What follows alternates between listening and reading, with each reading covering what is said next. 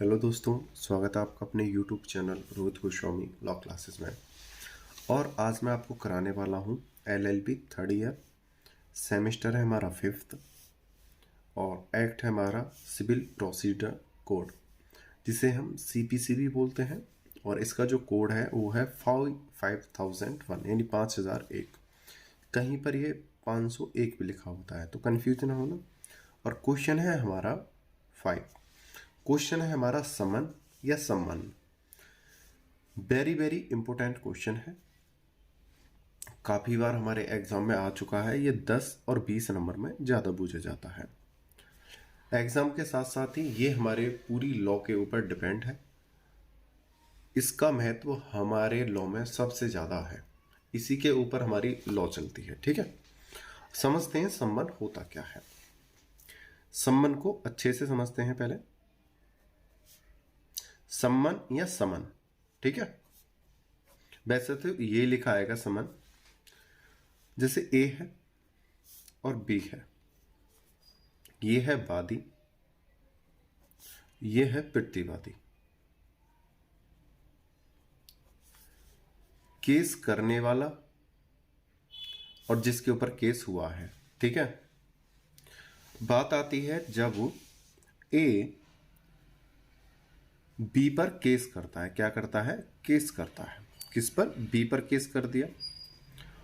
अब बी को पता नहीं है कि मेरे ऊपर केस हो गया है, तो जब केस न्यायालय एक्सेप्ट कर लेती है, तब न्यायालय एक समन भेजती है किसके पास? बी के पास, कि आपके ऊपर केस डाला गया है, आप उस केस की सुनवाई के लिए या उसमें जवाब देने के लिए उपस्थित हो जाइए।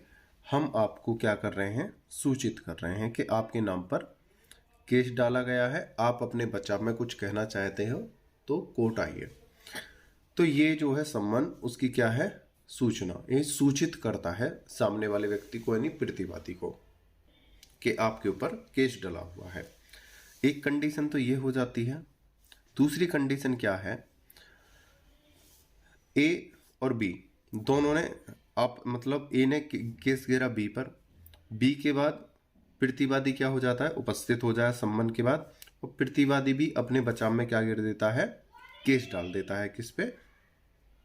ए पे, या अपना बचाव देता है। ठीक है। अब या तो ये जो है प्रतिवादी अगर तारीख पर नहीं पहुंचता है, जो कोर्ट ने तारीख निर्धारित कर रखी है, जो तारीख मिलती है डेट, अगर उस पर नहीं पहुंचता है, तो कोर्ट उसे बुलाने के लिए एक सम्मन भेजती है कि आप अपनी तारीख पर नहीं आ रहे हो, आप निश्चित समय पर और तारीख पर कोर्ट में उपस्थित होइए, नहीं आपका वारंट कर दिया जाएगा, आपको जेल भेज दिया जाएगा। ठीक है। तो एक सम्मन हो गया कि उसको सूचित किया जाता है कि आपके ऊपर केस डल गया है, आप अपने जवाब में, अपने बचाव में आके कुछ कहिए। एक सम्मन दिया जाता है कि आप तारीख पर, समय पर नहीं आ रहे हो, अगर ऐसा नहीं करोगे तो आपको जेल जाना पड़ सकता है।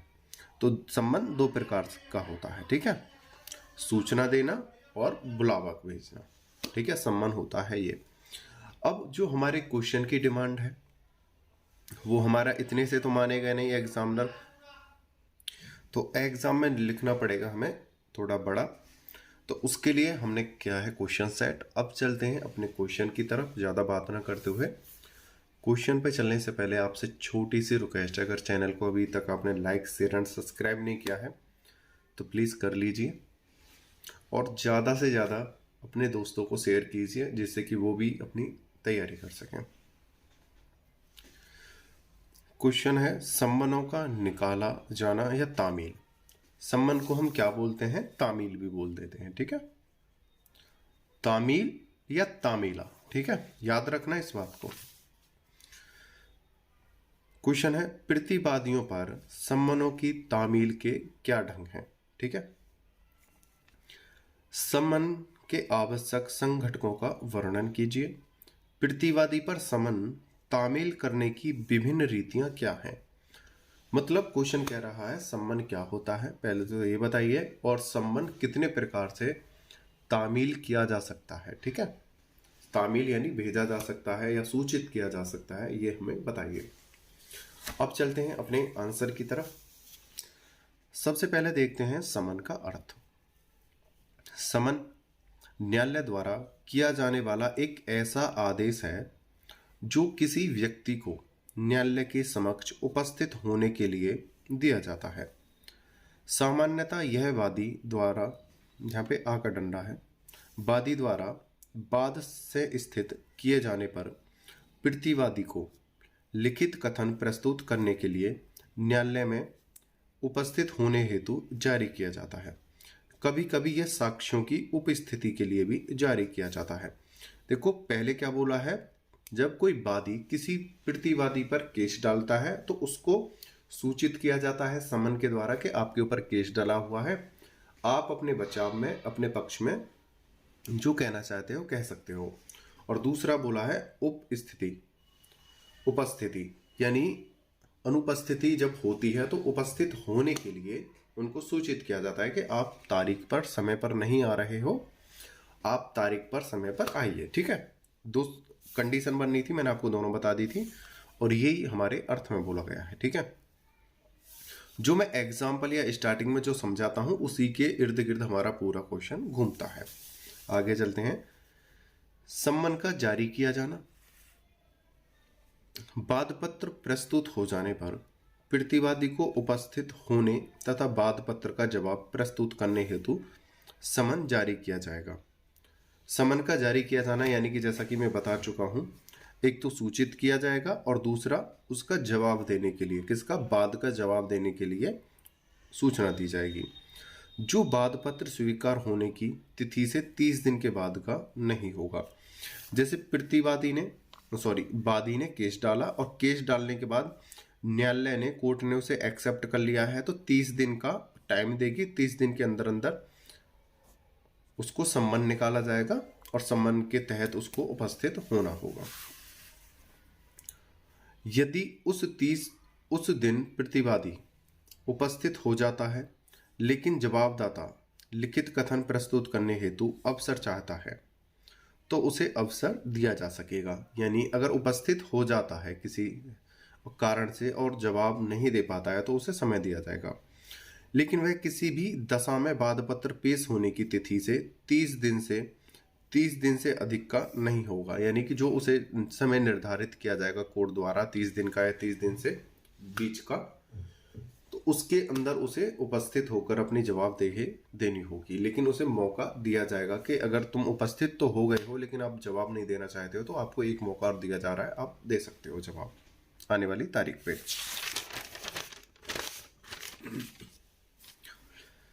लेकिन यदि प्रतिवादी 30 दिन की अवधि में लिखित कथन प्रस्तुत करने में असफल रहता है तो न्यायालय द्वारा कारण अभिलिखित करते हुए इस अवधि में वृद्धि की जा सकेगी, जो किसी भी दशा में 90 दिन से अधिक की होगी।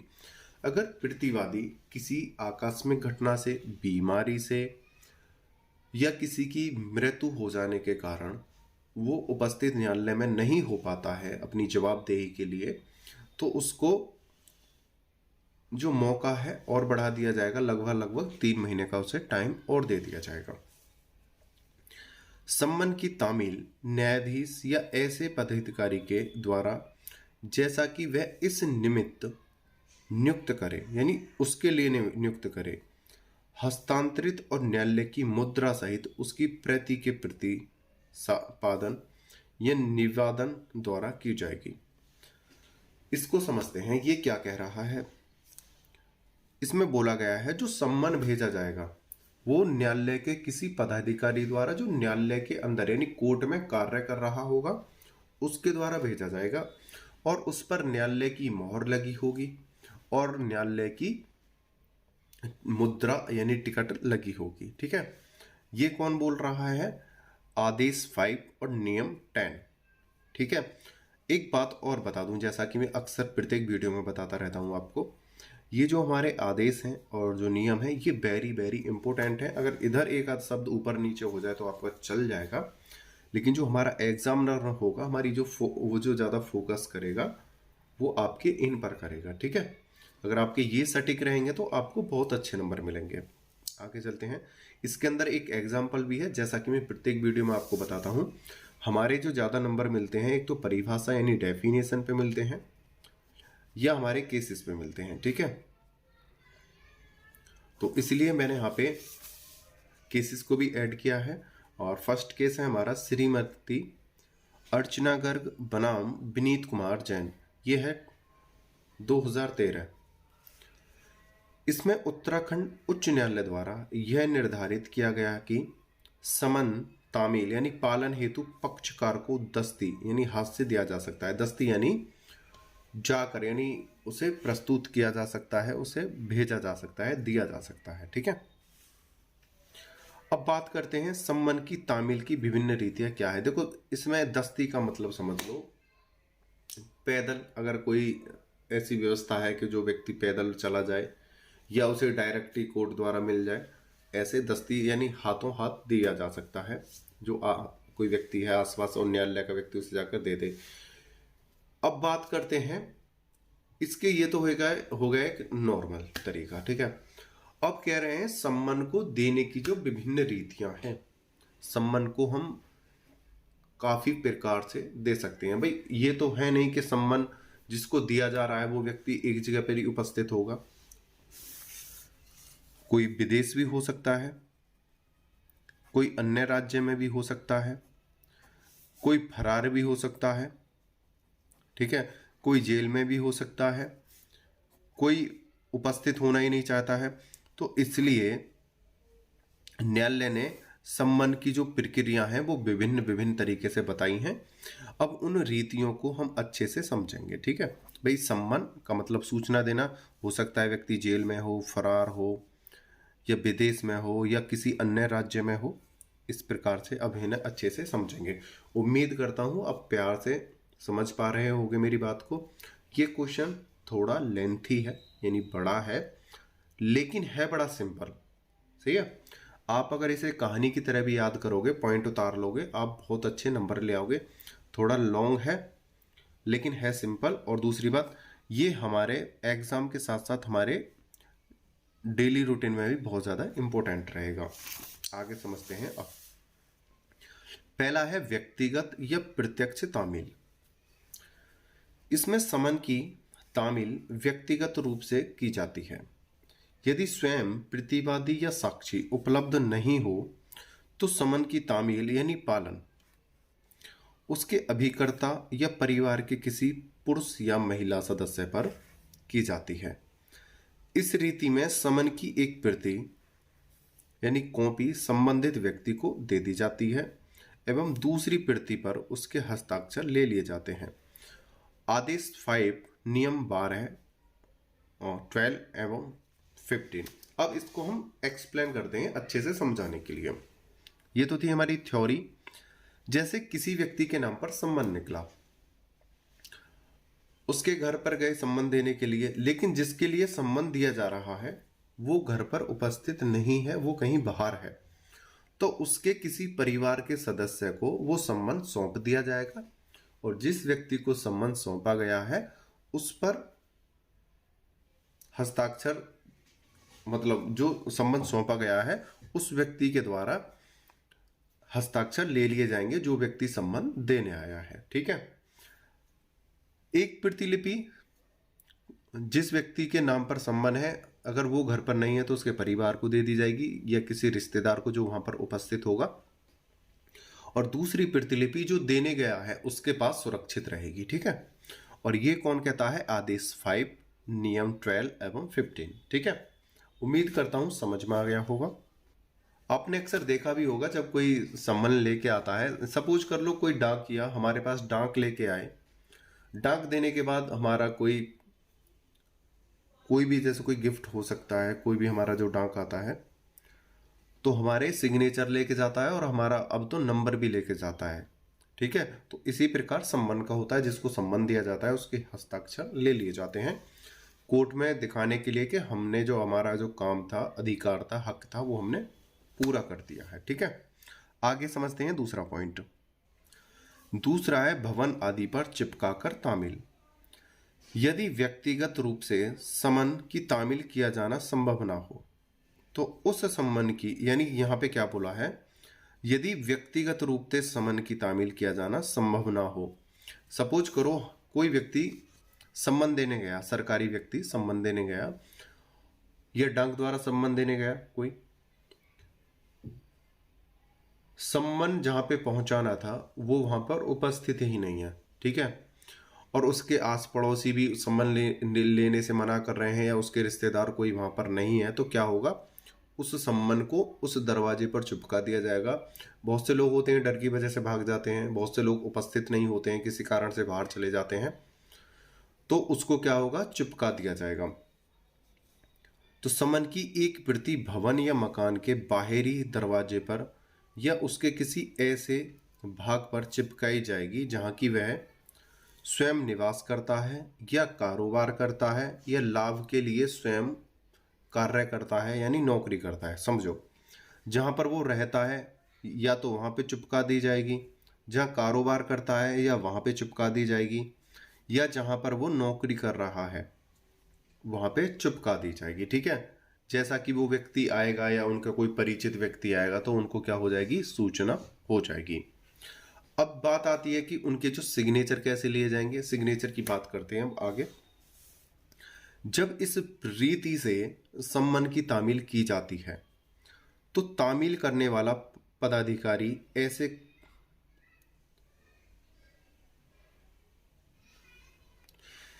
यहां पे लिख लेना है आपको, कार्य, ऐसे कार्यों को प्रदर्शित करते हुए न्यायालय को एक प्रतिवेदन प्रस्तुत करेगा। उस प्रतिवेदन में उन व्यक्तियों के नाम एवं पते भी अंकित किए जाएंगे जिन्होंने उस मकान को पहचाना था।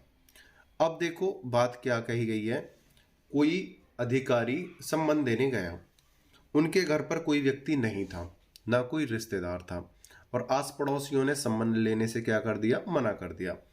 लेकिन जो आस पड़ोस के व्यक्ति थे, जैसे कोई बूझ लेता है किसी का एड्रेस, उन्होंने पूछा कि इसका घर कहाँ पे है, और उन व्यक्तियों ने सुनिश्चित कर दिया, बता दिया कि ये वाला उसका घर है, यहाँ पर वो नौकरी करता है या यहाँ पर वो कारोबार करता है, उसका वो चिन्ह बता दिया। जिन लोगों ने उसका एड्रेस बताया है उन लोगों के नाम और उनका पता और मोबाइल नंबर लिख लिया जाता है, क्योंकि जो अधिकारी सम्मन देने आया है, सम्मन तो देना ही है क्योंकि कोर्ट में पहुंचना है, उसे उपस्थित होना था, तो सरकार को बताने के लिए कि जो आपने मुझे सम्मन सौंपा था मैंने वो कार्य सही से करा है, और ये प्रूफ है कि इन व्यक्तियों ने उस व्यक्ति का घर का पता बताया था, कारोबार का पता बताया था, या जहां नौकरी करता है वहां का पता बताया है, और उसी आधार पर मैं वो सम्मन चिपका कर आया हूं, जिन्होंने कि उस मकान को पहचाना था। जब न्यायालय संतुष्ट हो जाता है तभी सम्यक रूपेण तामील यानी पालन की घोषणा करेगा। यानी जब न्यायालय को लगेगा कि ये पदाधिकारी सही बोल रहा है और यही उसका पता है, वो भी छानबीन करेगा, तो उसको क्या मानेगा, सम्यक रूपेण मानेगा। और ये बात किस में कही गई है, आदेश 5 और नियम 17 में, ठीक है। इसका भी एक एग्जाम्पल हमने ले लिया है। सुनील, एग्जाम्पल नंबर 2 है, सुनील कुमार साहा बनाम जूरन चंद्रा साहा 1993। अगर किसी कारण से आपको सन याद नहीं रहता है तो आप सिर्फ नाम याद कर लेना, सन अगर नहीं होता है तो भूल छोड़ देना, ठीक है। इसमें अभिनिर्धारित किया गया कि जहां तामील करने वाले अधिकारी का न तो शपथ पत्र है न ही उसका परीक्षण किया गया है, वहां सम्मन का तामील नहीं माना जाएगा। देखो कोर्ट ने क्या बोला था, सुनील कुमार साहा बनाम जूरन, चूरन नहीं है भैया, ये क्या है, जूरन चंद्रा साहा, ठीक है। इसमें कहा था कोर्ट ने, अगर कोई पदाधिकारी सम्मन देने गया और वो व्यक्ति वहां पर नहीं था और चुपका के आया है, अगर उसने, जिसने उसका एड्रेस बताया है कि आप जिसका सम्मन लेके आए हो उसका घर ये है, आपने उसका सही तरीके से नाम नहीं लिया है और आप गए और चिपका कर उल्टी सीधी जगह आ गए हो, तो वो मान्य नहीं होगा। या आपने अपना काम सही से नहीं किया है, किसने, अधिकारी ने, तो उसको मान्य नहीं माना जाएगा। आप किसी गलत एड्रेस पे चिपकाया है, या आपने उसे टाइम पर नहीं पहुंचाया है, या तारीख से बाद पहुंचाया है तो उसे मान्य नहीं माना जाएगा। आगे चलते हैं। डाक द्वारा तामील। इस विधि में सम्मन की तामील रजिस्ट्री द्वारा की जाती है। सीपीसी में आदेश 5 नियम 19 के द्वारा रजिस्ट्री डाक, स्पीड पोस्ट,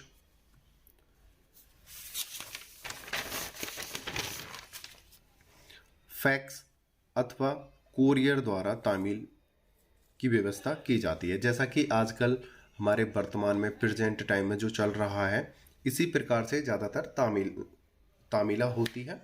ठीक है, ये नॉर्मल सी चीज़ है, आप सब जानते हो इस चीज़ को। ठीक है, आगे चलते हैं। इसमें भी एक मैंने एग्जाम्पल ले लिया है।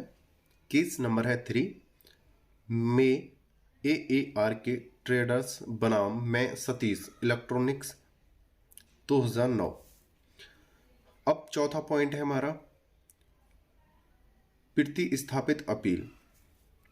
जब प्रतिवादी सम्मन की तामील से अपने आप को बचाने का प्रयास कर रहा हो या अन्य किसी रीति से सम्मन की तामील करना संभव नहीं रह गया हो, तो न्यायालय आदेश देगा कि सम्मन की एक प्रति न्यायालय के सहदृश्य भाग में चिपका दी जाए। सहदृश्य भाग वो भाग होता है जो सभी व्यक्तियों को आसानी से दिख जाए, जहां पर निकलने का रास्ता हो, जाने का रास्ता हो, या जहां पर ज़्यादा भीड़ लगी रहती हो, ऐसा कोई भाग जहां पर ज़्यादातर लोग उसे देख लें। दूसरा है उस घर के सहदृश्य आसानी से दिखने वाला स्थान जिसके नाम पर तामीला है, जिसके नाम पर सम्मन है, उसके घर के ऐसे भाग पर चिपका दिया जाएगा जो सभी व्यक्तियों को दिखे। भाग पर चिपका दिया जाए जहां प्रतिवादी ने अंतिम बार निवास, कारोबार या नौकरी की है, उसे पहचानने के लिए। जहां पर वो निवास करता है, कारोबार किया हो या नौकरी की हो, या अंतिम बार वो व्यक्ति वहां पर देखा गया हो, जैसे रिश्तेदारी हो सकती है या कोई दोस्त हो सकता है, उस स्थान पर उसको क्या करेगा, चिपका दिया जाएगा जो आसानी से देखा जाए और उसकी को पहचान करके बता दे दे। तीसरा, सम्मन की तामील किसी समाचार पत्र में प्रकाशित की जा सकती है जिसे प्रतिवादी के निवास स्थान में सामान्यतः पढ़ा जाता है। मतलब ऐसे समाचार पत्र में जो उस गांव में, उस क्षेत्र में या उसके शहर में या उस देश में उपस्थित होता हो, ऐसे मतलब इस प्रकार से उस समाचार पत्र में निकलवा दी जाएगी। ठीक है, और ये कौन कहता है, आदेश 5 नियम 20। देखो फिर से बता रहा हूं, ये हमारे बहुत ज़्यादा इंपॉर्टेंट हो जाते हैं। ठीक है, इसमें भी हमने एक एग्जाम्पल लिया है। एग्जाम्पल नंबर है 4। आपको 2 या 3 ही एग्जाम्पल करने हैं जो आपको अच्छे लगें। एग्जाम्पल आप ये ना सोचना 4 5 6 करा रखे हैं, आप सबको याद करने लग जाओ, नहीं। आपको 2 से 3 ही एग्जाम्पल अपने पेपर में करने हैं। ठीक है, आपको जो अच्छा लगे वो आप याद कर लेना। श्रीमती राम प्यारी देवी बनाम अपर जिला न्यायाधीश द्वितीय आजमगढ़ तथा अन्य 1989। इसमें न्यायालय द्वारा निर्धारित किया गया कि समाचार पत्र में प्रकाशन के माध्यम से सम्मन की तामील विधि मान्य है और ऐसी तामील के आधार पर मामले का एक पक्षीय निस्तारण किया जा सकता है। अगर समाचार पत्र में सम्मन की तामील की गई या उसके घर पर सम्मन की तामील की गई चिपकाकर, अगर वो व्यक्ति उपस्थित नहीं होता है, वारंट पर भी उपस्थित नहीं होता है, तो न्यायालय क्या करेगा, केस का एक पक्षी निस्तारण यानी अपना फैसला सुना देगा। ठीक है, और उसे फिर ढूंढ कर क्या देगी, सजा दी जाएगी कि भाई आप तो सच में ही आरोपी निकले। ठीक है, या आपने तो सच में ही गुनाह किया है, आप तो कोर्ट से भाग रहे हो। ठीक है, ये किस में बोला है, श्रीमती राम प्यारी देवी बनाम अपर जिला न्यायाधीश। ठीक है, आगे चलते हैं, थोड़ा और है। पॉइंट नंबर है हमारा 5। दूसरे न्यायालय के क्षेत्र अधिकार में रहने वाले प्रतिवादी पर सम्मन की तामील। देखो आगे चलने से पहले एक छोटा सा पॉइंट है, मैं आपको बता देता हूं। मैंने सम्मन के लिए 13 पॉइंट कराए हैं। ठीक है, आप अच्छे से देखना। लेकिन जब आप पेपर करने जाओगे आपको 6 से 7 पॉइंट आपको करने हैं, और जो बाकी के बचे होंगे उनकी आपको क्या लिखनी है, हेडिंग्स लिखनी है मोटी मोटी, ठीक है, याद रखना। आगे चलते हैं। दूसरे न्यायालय में अगर कोई व्यक्ति दूसरे न्यायालय में है, यानी जो प्रतिवादी है, अपराधी है, दूसरे न्यायालय में है और उसको क्या है, सम्मन पहुंचाना है। अपराधी तो नहीं कह सकते हैं हम, क्योंकि कुछ केस ऐसे होते हैं जिसमें अभी फैसला चल ही रहा होता है कि ये अपराधी है या नहीं, अभी उस पर केस डला ही है। तो कुछ अपराधी भी होते हैं और कुछ पर केस चल ही रहा होता है। जिस व्यक्ति पर केस चल रहा है ये कह सकते हैं, उसको अगर सम्मन भेजा जाना है और वो दूसरे राज्य में है तो किस प्रकार भेजा जाएगा। जब सम्मन की तामील किसी ऐसे व्यक्ति पर की जाती हो जो किसी अन्य न्यायालय के क्षेत्राधिकार की स्थानीय सीमा में निवास करता है, तो ऐसा सम्मन उस न्यायालय को डाक द्वारा या वाहक द्वारा प्रेषित कर दिया जाता है। ऐसे सम्मन के प्राप्त होने पर वह न्यायालय उसकी उसी प्रकार से तामील करता है मानो वह उसके द्वारा ही जारी किया गया हो। आदेश 5 नियम 21। अब बात करते हैं इसके समझाने की, थोड़ा एक्सप्लेन करते हैं। जब कोई व्यक्ति दूसरे राज्य में रहता है या दूसरे न्यायालय के क्षेत्र अधिकार में रहता है, होता है ना कि ये न्यायालय, एक न्यायालय का क्षेत्र अधिकार होता है कि यहाँ तक के केस, इस एरिया के केस हमारे न्यायालय में आएंगे। दूसरा होता है कि जो व्यक्ति है लेकिन उसने अपराध दूसरे न्यायालय में करा है तो उसका दूसरे न्यायालय में केस चल रहा है, और वो व्यक्ति है किसी अन्य न्यायालय के क्षेत्र अधिकार का, तो उस पर जब सम्मन भेजा जाएगा तो उसके न्यायालय जो होगा उसके क्षेत्र का, तो वहां पर भेजा जाएगा। जैसे समझा देता हूं आपको, जैसे ए है और बी है, ये वादी है, प्रतिवादी, ठीक है, इस पर केस पड़ा, यहां पे सम्मन गया, ये तो अब बात समझ ही चुके हो आगे। अगर ये जो बी है, बी पर केस चल रहा है कै कोर्ट में, ठीक है, लेकिन जो बी है ये रहने वाला कहां का है, कै कोर्ट के क्षेत्र अधिकार का है, लेकिन इसने अपराध कहां पे करा था, कै के साथ, और सॉरी ए के साथ, और ए कहां का, कौन से क्षेत्र अधिकार का था, कै का। तो भाई बी ने अपराध करा ए के साथ और ए कौन से क्षेत्र अधिकार का न्यायालय था, कै का, तो इसका केस कहां पे चलेगा, बी का, के में चलेगा। अब ये अपने राज्य में चला गया बी, कै में, तो जो न्यायालय है वो इसके कै न्यायालय में क्या करेगा, समन भेजेगा, और वो जो कै का जो क्षेत्र अधिकार का जो न्यायालय है वो उसी प्रकार से ट्रीट करेगा, उसी प्रकार से देखभाल करेगा, उसी प्रकार से कार्य करेगा जैसा कि कै करता, ठीक है। ये न्यायालय उसी प्रकार से उस सम्मन को भेजेगा, उस प्रकार ही अधिकार जताएगा जैसा कि इसका खुद का हो, और ये सम्मन भेजकर इसे सूचित करेगा किसको, बी को, कि आपके नाम पर सम्मन आया है, आप अपनी तारीख करने जाइए कहां पे, कै न्यायालय में, ठीक है, इस प्रकार से। लेकिन यदि ऐसे सम्मन की तामील कलकत्ता, बम्बई या मद्रास में की जानी है तो वहां के लघुवाद न्यायालय को भेजा जाता है। वहां का एक क्या है, इनका कलकत्ता का, मुंबई का और मद्रास का क्या है, एक लघुवाद न्यायालय है, वहां पर ये क्या है, भेजा जाएगा। और ये किस में कहा गया है, आदेश 5 और नियम 22। देखो यहां पे क्या है, क्षेत्राधिकार और राज्य की बात चल रही है, आदेश 5 नियम 21, और यहां पे कहा गया है कुछ अपवाद हैं कलकत्ता, बंबई और मद्रास के लिए, उनके लिए कौन सी सेक्शन है, आदेश 5 और नियम 22, ठीक है। आगे चलते हैं। 6 है, भारत से बाहर सम्मन की तामील। यदि सम्मन की तामील ऐसे व्यक्ति पर की जानी है जो भारत के बाहर निवास करता है तो सामान्यतः ऐसा सम्मन डाक द्वारा उस व्यक्ति के पास भेज दिया जाता है जहां वह निवास करता है।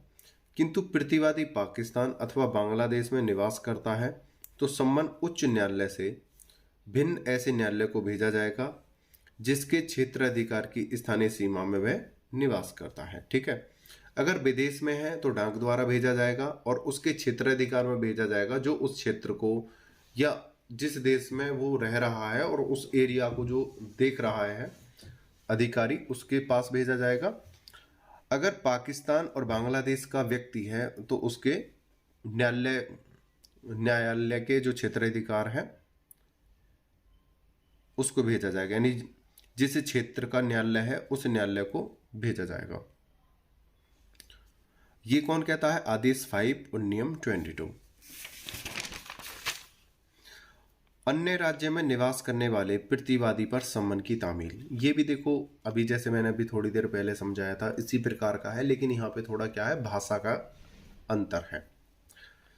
जहां सम्मन की तामील ऐसे किसी प्रतिवादी पर किया जाना हो जो किसी अन्य राज्य में निवास करता है, वह सम्मन उस राज्य के ऐसे न्यायालय को एवं ऐसी रीति से भेजा जाएगा जैसा कि उस राज्य में इस संबंध में नियम विहित हो।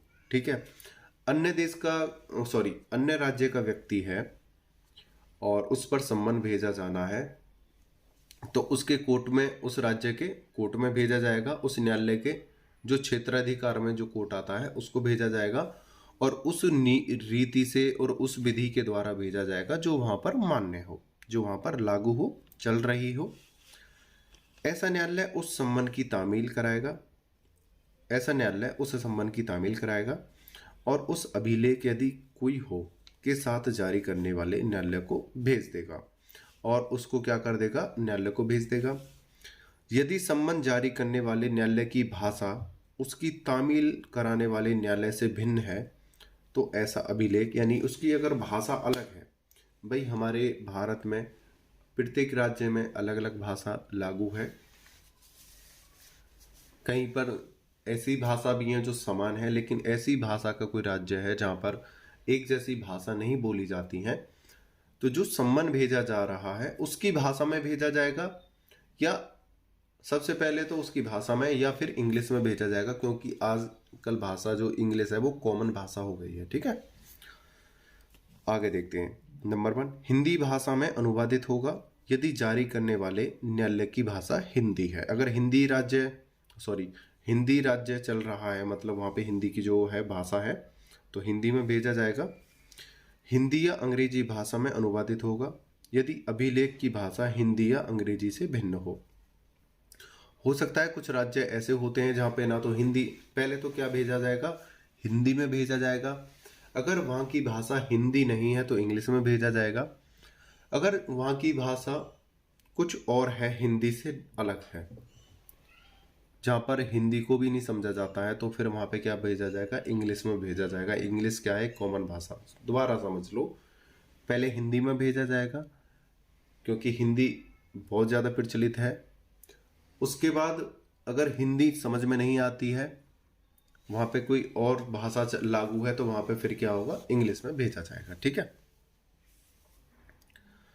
8 पॉइंट कहने को मोटे तौर पर यह है, उस भाषा में भेजा जाएगा जिस भाषा में वो न्यायालय समझ जाए। सही है, अब समझ में आ गया होगा। 8 पॉइंट, विदेशों में किसी राजनीतिक अभिकर्ता अथवा न्यायालय द्वारा सम्मन की तामील। विदेशों में सम्मन की तामील उस न्यायालय को या उस राज्य क्षेत्र के राजनीतिक अभिकर्ता को भेज दिया जाता है जिसके क्षेत्राधिकार की स्थानीय सीमाओं में वह व्यक्ति निवास या कारोबार या नौकरी करता है, जिस पर कि सम्मन तामील किया जाना है। आदेश 5 नियम 26। यानी कोई व्यक्ति ऐसा है, विदेश में रह रहा है और उस पर सम्मन भेजा जाना है, तो सम्मन कैसे भेजा जाएगा, जिस क्षेत्राधिकार में जिस पर सम्मन भेजा गया है वो रह रहा है किसी अधिकारी के क्षेत्राधिकार में या न्यायालय के क्षेत्राधिकार में, तो उस क्षेत्र अधिकार के अधिकारी को या वहां के न्यायालय को या पदाधिकारी को भेजा जाएगा सम्मन। ये कौन कहता है, आदेश 5 या नियम 26। मोटे तौर पर कहना यह है, सम्मन वहां पे भेजा जाएगा जहां पर कानूनी कार्रवाई द्वारा उस व्यक्ति को सूचित कर दिया जाए कि आपके नाम पर इस प्रकार का सम्मन आया है विदेश में। ठीक है, आगे बढ़ते हैं।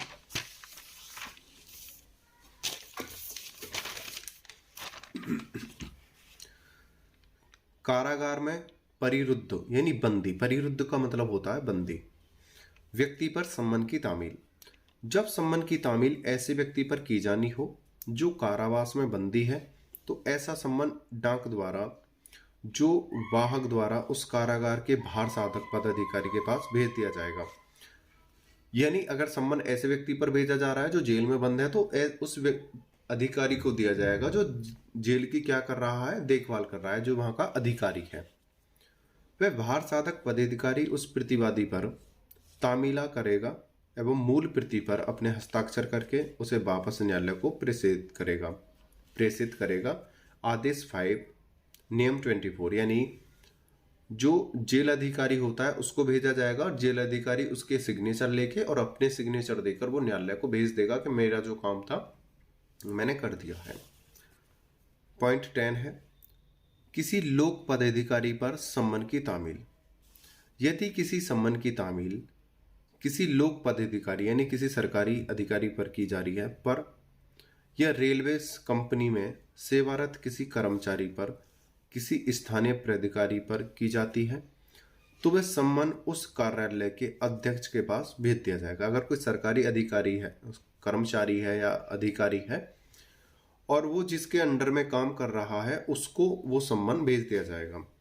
जिसके अधीनस्थ वह कर्मचारी या लोक पदाधिकारी या स्थानीय प्राधिकारी नियुक्त हो, वह अध्यक्ष उस लोक पदाधिकारी या कर्मचारी या स्थानीय प्राधिकारी पर सम्मन की तामील करेगा।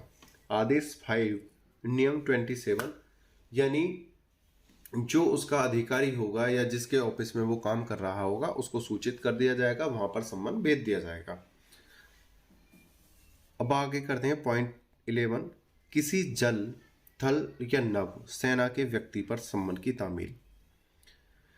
यदि सम्मन की तामील ऐसे व्यक्ति पर की जाती है जो थल जल या नभ सेना में कार्यरत है, जो सैनिक है, तो सम्मन उस संबंधित कमांडिंग ऑफिसर के पास कर दी जाएगी। अगर कोई सेना में है, नभ जल या थल में है, तो उसके कमांडर को वो सम्मन पहुंचा दिया जाएगा। जिसके अधीनस्थ वह व्यक्ति सेवारत है, वह कमांडिंग ऑफिसर उस व्यक्ति पर सम्मन की तामीला करेगा, उसके हस्ताक्षर लेकर और अपने हस्ताक्षर देकर उस प्रतिलिपि को जो कोर्ट में जानी है उसको भेज देगा, यानी सूचना पहुंचा देगा। आदेश 5 नियम 28 कहता है। आगे है 12 किसी निगम पर सम्मन की तामील। निगम होता है कोई व्यापारिक केंद्र, ठीक है। यदि सम्मन की तामील किसी निगम पर की जानी है, तो ऐसे सम्मन की एक प्रति डाक या वाहक द्वारा उसके पंजीकृत कार्यालय पर या ऐसे किसी स्थान पर जहां की वो निगम कारोबार करता है भेज दी जाएगी। यानी निगम का जहां पे रजिस्ट्रेशन हुआ है वहां पर भेज दी जाएगी या उस अधिकारी को भेज दी जाएगी जो उस निगम की देखभाल कर रहा है, ठीक है, और उसके अंदर कोई व्यक्ति कार्य कर रहा है, या उसी व्यक्ति को भेजी जाए जिसके नाम पर वो कंपनी है या जो निगम है जो व्यापार कर रहा है, तो उसके रजिस्ट्रेशन अधिकारी को भेज दी जाएगी। ऐसा सम्मन उस निगम के सचिव, निदेशक या अन्य किसी प्रधान पदाधिकारी पर तामील किया जाएगा। यानी कि कोई व्यक्ति है, कोई निगम है और जो निगम का अधिकारी है, अध्यक्ष है, दो पॉइंट बनते हैं। एक तो निगम में कोई काम कर रहा हो तो उसके अधिकारी को दी जाएगी कि आपके निगम में कोई कार्य कर रहा है, आप उसको ये सूचना दे दीजिए, उस अधिकारी को दी जाएगी। दूसरी बात आती है अगर निगम का अधिकारी ही मतलब अपराधी हो, ठीक है, तो उसके अधिकारी को, सचिव को या उसके जो मुख्य कार्यकर्ता हैं उनको दे दी जाएगी, जिससे कि वो निगम के अधिकारी पर पहुंच जाए, ठीक है, या निगम के मालिक पर पहुंच जाए, जिससे कि वो कोर्ट में जाकर तामीला कर सके। ये है आदेश 29 नियम 2। लास्ट है किसी फर्म पर सम्मन की तामील। किसी फर्म पर तामील उस फर्म के किसी एक या अधिक भागीदारियों पर की जा सकेगी। फर्म में देखो एक व्यक्ति भी हो सकता है, एक से ज्यादा भी हो सकता है, ठीक है। किसी फर्म पर तामील उस फर्म के किसी एक या अधिक भागीदारियों पर की जा सकेगी।